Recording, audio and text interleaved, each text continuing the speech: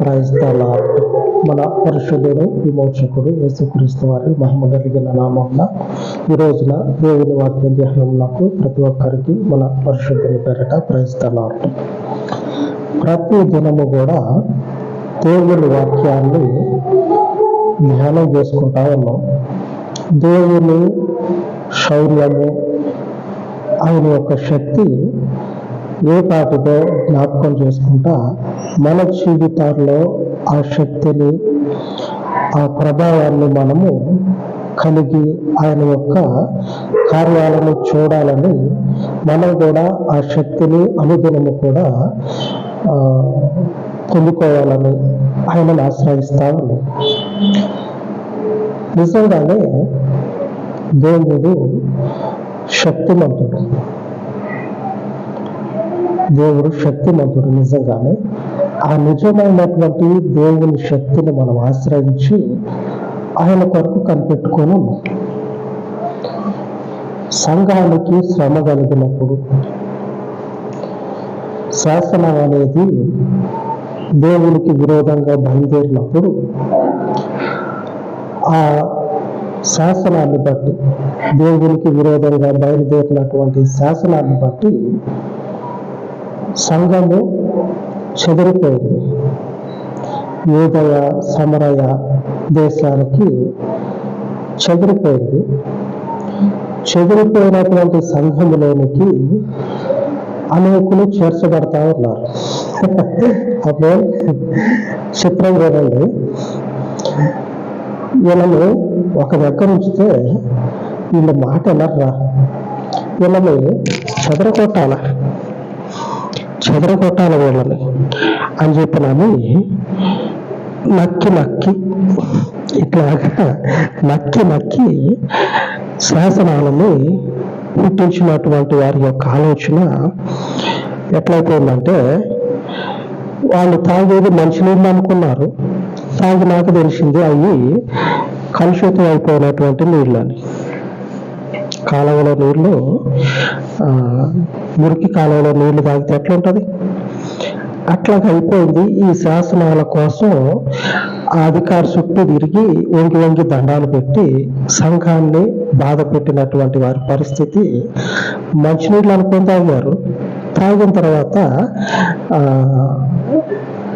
అది కాలువలో పారుతూ ఉంటాయి కదా, వేస్టేజ్ వాటర్, ఇళ్లలో వాడుకున్నటువంటి నీళ్లు, ఆ నీళ్లు తాగినవరా మనం అని అనుకుంటే పరిస్థితి ఎంత ఎబ్బెట్టుకుంటుందో ఆలోచన చేయండి. అట్లాగే అయిపోయింది వాళ్ళ పరిస్థితి. ఎవరి పరిస్థితి అంటే, సంఘానికి శ్రమను తీసుకొచ్చినటువంటి వాళ్ళు, సంఘాన్ని చెడగొట్టినటువంటి వాళ్ళు అట్లాగైపోయారు.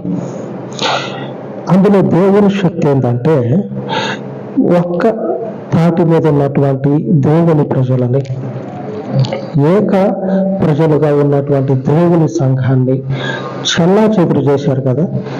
ఈ చెదిరిపోయినటువంటి దేవుని సంఘము చెట్టుకోకుండా పుట్టుకోకుండా అయిపోయారు. మనం రోజు చూసేటువంటి ముఖాలు కనపడట్లా. ఎట్లాగా అనుకొని చేతులు ముడుచుకోవాలి. వాళ్ళు ఉన్నటువంటి ప్రాంతంలోని స్వార్థను వ్యాప్తి చేశారు. ఈ చెదిరిపోయినటువంటి వారిలోకి కొత్తగా సంఘం అనేది ఏర్పాటుకు కావటం మొదలైంది. ఇక్కడ ఏదో అనుకుంటా ఉండు, ఎవరు ఏదైతే జరగకూడదు అనుకున్నానో అది జరగటమే కాకుండా ఇంకొక కొత్తగా సంఘం పుట్టుకొచ్చింది అని నాలుగు గరుచుకున్నారు. తల పెట్టుకోవటం అది ఎంత అయిపోయింది. ఇప్పుడు సంఘం చెదిరిపోయింది. ఎట్లాగా అంటే, అట్లాగా చెదిరిపోయినటువంటి సంఘము దేవునిది. మనము ప్రతిరోజు కూడా దేవుని గురించినటువంటి 4 మాటలు నేర్చుకుంటా ఉన్నాం. 10 నిమిషాలు. ఈ 10 నిమిషాలలో మనము దేవుని యొక్క శక్తిని ఆశ్రయిస్తాము. బలమైనటువంటి దేవుని యొక్క ప్రభావాన్ని అనుభవిస్తాము. ఆ శక్తిని, ఆ ప్రభావాన్ని కనపరిచి దేవుడు ఏం చేస్తా ఉన్నాడంటే చెదరిపోయినటువంటి సంఘంలోనికి అనేకులను నడిపిస్తా ఉన్నాడు, కొత్త వారిని. సంఘం ఏమవుతా ఉన్నదంటే చెదిరిపోయిందే, చిన్న భిన్నమైపోయిందే, చెట్టుకోకుండా పుట్టుకోకుండా అయిపోయారు. వారిలోనికే నూతనమైనటువంటి ఆత్మను ప్రవేశించి సంఘము వృద్ధి అవుతా ఉన్నది. దేవునికి స్తోత్రం. ఆయన ప్రభావము కలిగిన దేవుడు, శక్తి కలిగినటువంటి దేవుడు. దేవుడు క్రీస్తు స్వార్థ నిమిత్తం అనేక ప్రాంతాల్లోకి వెళ్తా ఉన్నాడు.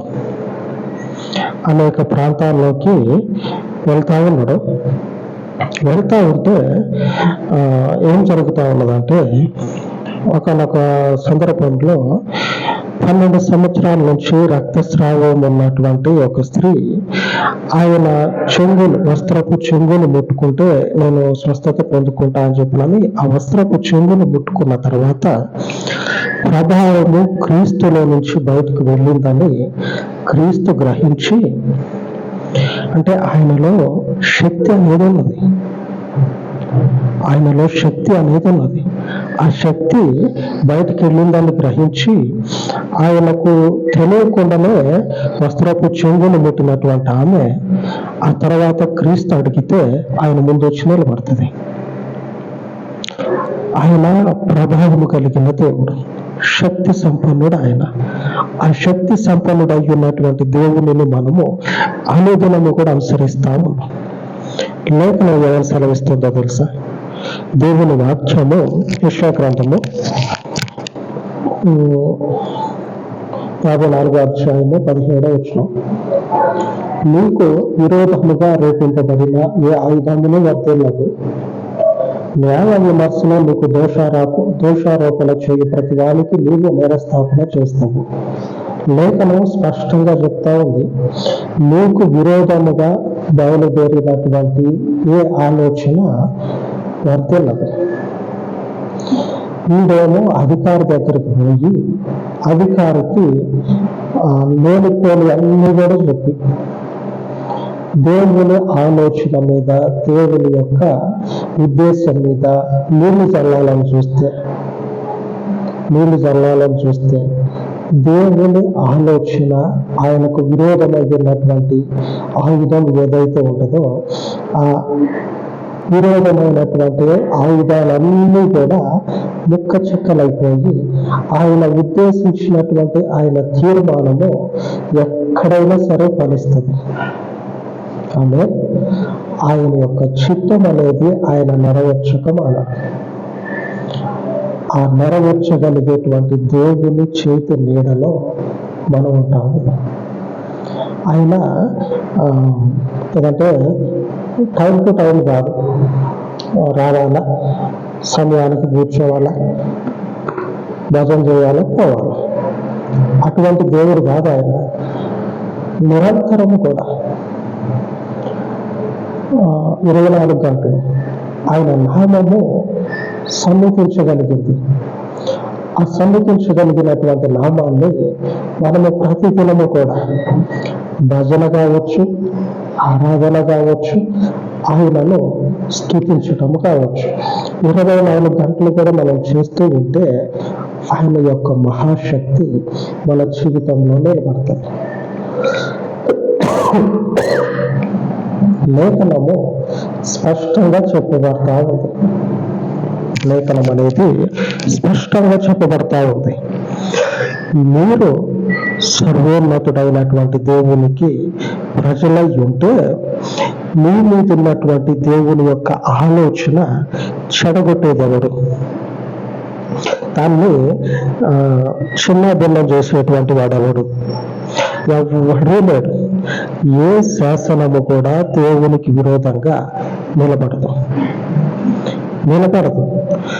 అప్పుడు ఉన్నటువంటి రాజుల పరిస్థితి దేవుని ముందు నిలబడితే నీరు గారిపోయారు. రాజులందరూ కూడా నీరు గారిపోయారు. ఇప్పుడున్నటువంటి అధికారం ఏదైతే ఉన్నదో ఆ అధికారము కూడా దేవుని ముందు నిలబడితే దేవుని ప్రజలకు ఏ విధమైనటువంటి హాని అనేది తలపెట్టదు.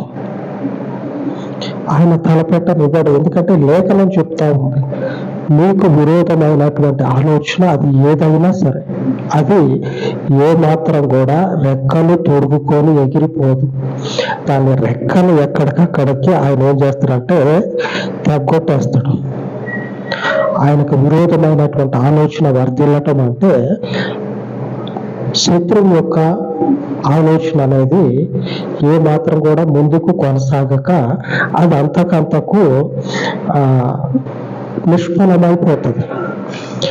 ఆలోచన అనేది ఆచరణలోనికి రాక అది మొక్కతోటే అంటే వేరుతోటే ఏమవుతుందంటే దేవుని చేత పెళ్ళగించబడుతుంది. దేవుని ప్రజలం మనం, దేవుని పరిశుద్ధమైనటువంటి జనాంగాన్ని మనం.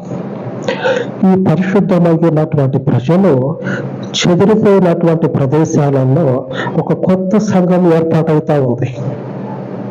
దేవునికి స్తోత్రం. వాళ్ళు అనుకుంటా ఉన్నారు, మాకున్నటువంటి ఆ సంఘాన్ని వదిలిపెట్టి వచ్చేసినాం, సంఘాన్ని విడిచిపెట్టి వచ్చేసినాం, మా పరిస్థితి ఏమో ఎట్లాగో అక్కడ రోజు దేవుణ్ణి ఆరాధించుకొని ఉండేటోళ్ళు. ఇప్పుడు చూడబోతే ఆరాధన లేదు, ఆ సంఘము లేదు అని డీలా పడిపోవాలి. ఎందుకంటే ఆయన ప్రభావము, ఆయన యొక్క శక్తి, ఆయనకు విరోధమైనటువంటి ఆలోచన భగ్నము చేయగలిగేటువంటి శౌర్యము కలిగిన దేవుడు మనతో పాటు ఉన్నాడు. శత్రువు యొక్క ఆలోచనను భగ్నము చేయగలిగినటువంటి శక్తిమంతుడైన దేవుడు మనతో పాటు ఉన్నాడు. ఆ దేవుడు ఏం చేస్తాడంటే మన ముందున్నటువంటి ఏదైనా సరే మనకు విరోధమైనది అనగా దేవునికి విరోధమైనటువంటి ఆలోచనలో ఊపిరి పోసుకున్నటువంటి ఆలోచనలో నుంచి వచ్చినటువంటి ఆ శాసనం ఏదైతే ఉన్నదో, ఆ అధికారం ఏదైతే ఉన్నదో అవన్నీ కూడా ఏమవుతాయి అంటే దేవుని ముందు నిరర్థకమైపోతాయి. దేవుని ఈరోజు వాక్య ధ్యానము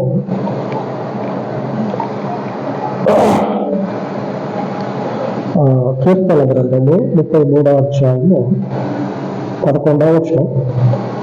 యెహోవా ఆలోచన సదాకాలము నిలుచును, దేవునికి స్తోత్రము కలుగును గాక. దేవుని ఆలోచన సదాకాలము నిలిచిపోతుంది. అది ఈ రోజు నుండి సాయంత్రానికే తల దిక్కుపోయేటువంటి ఆలోచనగా ఆయన ఉద్దేశించింది. మనుషులలో క్రీస్తుని రాజ్యము స్థిరపడిపోవాలని. అది ఏ దేశమైనా, ఎంతటి క్రూరమైనటువంటి ప్రజల మధ్య అయినా సరే, మాకు పడవు, మాకు కాదు, మేము అటు ఛాయలు కూడా రావు అని అనుకునేటువంటి పరిస్థితుల్లో, ప్రజల్లో, బలమైనటువంటి దేశాలలో సైతము ఆయన ఉద్దేశం ఏమవుతుందంటే క్రీస్తు రాజ్యము స్థాపించబడుతుంది. ఆయన తీర్మానం చేసింది అదే. అందుకే పేతురు అలాగనే దేవుని శిష్యులైనటువంటి వారందరూ కూడా ఆ శ్రమలను బట్టి, అక్కడ ఉన్నటువంటి అధికారాన్ని బట్టి చెదిరిపోతారు. ఎందుకంటే మాకు చెప్పి ఇప్పుడు కొత్తగా చెప్తారని మాకు మొదటి నుంచి ఉన్నదే మా బలము, మా యొక్క ఊపిరి. కొత్త ఊపిరి తీసుకోమంటారేంద్ర మీరు? నిన్న కాక మొన్న వచ్చి కొత్త ఊపిరి మేమేందుకు తీసుకుంటే మాకు మొదటి నుంచి మాకున్నాయి అన్నాం. మేము అయ్యే పెట్టుకుంటాం, వాటిలో మేము అనుసరిస్తాం. ఇంకొకటి అని చెప్పానంటే ఆ మాట వినపడదు, ఇంకొకటి అనేటువంటి మాట ఇక్కడ వినపడదు అని అనుకున్నారు.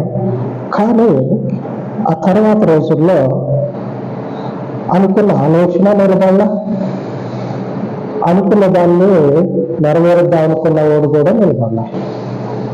చివరికి వచ్చానికి ఆయన అనుకున్నటువంటి ఉద్దేశము నిలిచిపోయింది. కానీ దేవునికే మహిమ, దేవునికి స్తోత్రం. ఆయన మాత్రమే ఉద్దేశించిన దాన్ని స్థాపించగలిగిన దేవుడు. ఆ దేవుడు ఎట్లాంటి దేవుడు అంటే, ఎటువంటి దేవుడు అంటే రోజు ఒక 10 నిమిషాలు పని పాట లేకుండా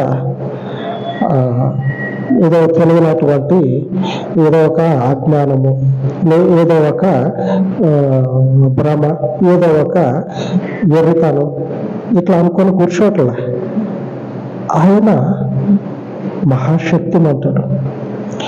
ఆయన యొక్క శక్తిని ఆశ్రయించి ఆయనను వెంబడిస్తా ఉన్నాం. ఆయన ఉద్దేశించింది ఏంటి? పరిచర్య విస్తరించబడాలి, సంఘములోనికి ఆత్మలు చేర్చబడాలి.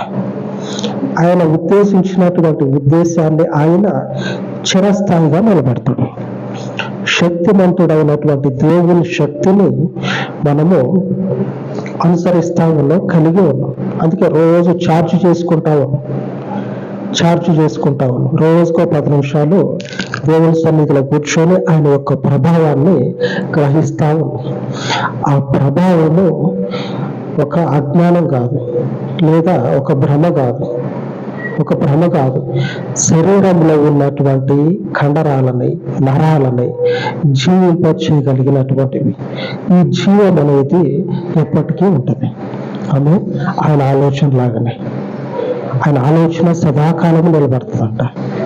ఆయన శాశ్వత కాలపు దేవుడు. ఆ దేవునికి మహిమ కలుగును కాక. ఆయన యొక్క ప్రభావాన్ని ప్రతిదినము కూడా పొందుకుందాం. అలాగే ప్రార్థించుకుందాం. పరిశుద్ధుడా, మహిమ కలిగిన తండ్రి, హృదయ కలిగిన పాదముల వద్ద ప్రార్థిస్తూ ఉండగా ఈ ఉదయకాలమందు చెప్పబడిన వాక్యమును నీరు కట్టి ఫలింపచేసి పరలోకపు నిజమైనటువంటి దేవ, మీ పరలోకపు నిజమై ఉన్నటువంటి శక్తిని, మీ ప్రభావమును తండ్రి సంగ్రహించున్నట్లు ప్రతి ఒక్కరి హృదయాలను వెలిగించమని, ప్రతి ఒక్క మనుషుని ఆత్మను తండ్రి దర్శించి మీ పరలోకపు జీవము చేత ముద్రించమని, నీ ఆలోచన సదాకాలమే నిల్చున్నదిగో, నీ రాజ్యము మనుషుల మధ్యలో స్థాపిస్తానని నువ్వు చేసినటువంటి నీ ప్రమాణములను తండ్రి మీరు జ్ఞాపకము చేసుకుని స్థాపించమని, నీ చిత్తమును మనుషుని మధ్యలో స్థాపించమని, విరోధముగా ఉన్న అధికారమును, విరోధముగా ఉన్నటువంటి మనుషుని యొక్క బలమును కూడా మీ పరిశుద్ధాత్మ యందని శక్తి చేత లయపరిచి నీ రాజ్యమును స్థాపించమని, మీకు మహిమను కలుగ చేసుకోనమని ఈ మనవులన్నిటినీ మీ పాదముల వద్ద చేర్చి యేసు నామమున ప్రార్థించి వేడుకొనుచున్నాను తండ్రి. ఆమేన్, ఆమేన్. ఉన్నతమైన దేవుని కృప నిత్యము మనకు తోడయుండును కాక. ఆమేన్, ఆమేన్.